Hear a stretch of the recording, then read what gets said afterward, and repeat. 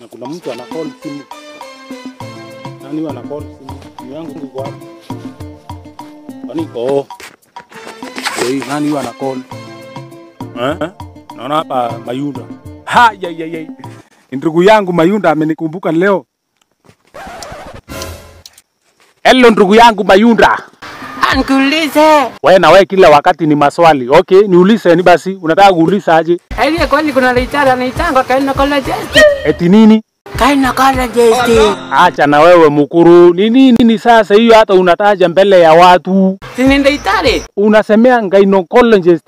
Sio ni daktari wa kutibu sehemu nyeti. Kumbe ni daktari kweli? Anatibu masehemu za ndani huko.